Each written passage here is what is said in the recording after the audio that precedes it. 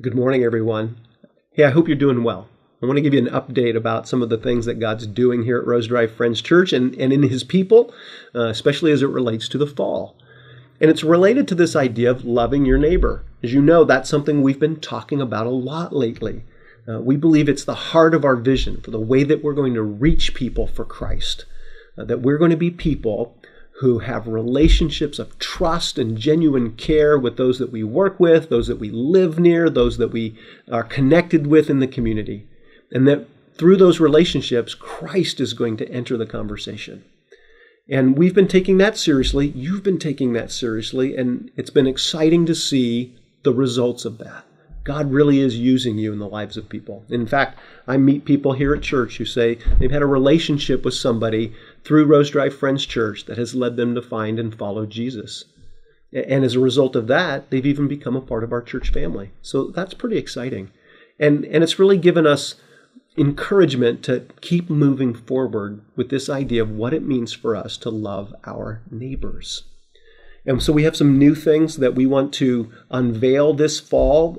At the heart of that is going to be a resource we're producing that we just simply call the Love Your Neighbor Guide. It's very simple. It's going to have some very practical ideas for ways that you can engage with your neighbors or with the people you work with or the people you go to school with in a way that might allow Christ to come into the conversation. You know that the holiday season, Halloween and Thanksgiving and Christmas, those are really good times, good opportunities to love your neighbors. And so we want to help you. And again, the resource is going to be called the Love Your Neighbor Guide, and you can be looking for it soon here at church. And then related to that is we want to talk a little bit about our budget situation and how it relates to our Love Your Neighbor vision. So we've been working hard on our budget for the last year or two, making sure that we are keeping our income and our expenses in line. And that's led to some very hard choices, but some very good choices. We've been really prioritizing the vision that God has given us to love our neighbors and how we can support that and fund that. One of the hard choices that brought to us this year has to do with our block party. You know, our annual Halloween trunk or treat event that we've been doing for some time. It's a lot of fun. It's been very popular.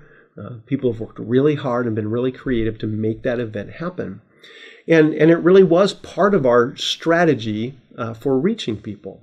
But over the last few years, I've been having a lot of conversations with staff people, but also with many people in our congregation. We're beginning to wonder if that was the most effective way for us to build relationships with people. And we got to the place where we thought there might be a more effective, a better way for us to bring the vision of reaching people in our neighborhoods to bear. So our budget situation has really prompted us that it's time to take steps forward in some of these more practical ways of loving our neighbors. What I hope that you will do is take one of these guides and begin to pray about the ways that God might use you in the lives of the people you work with or play with or live near. And ask God if there might be a step you can take this fall. And though we're setting aside the block party, one event, we're hoping that in its place will emerge some new ways that God has for us to reach our community. We really do believe that every unchurched person in North Orange County deserves to have an authentic relationship with a genuine follower of Christ.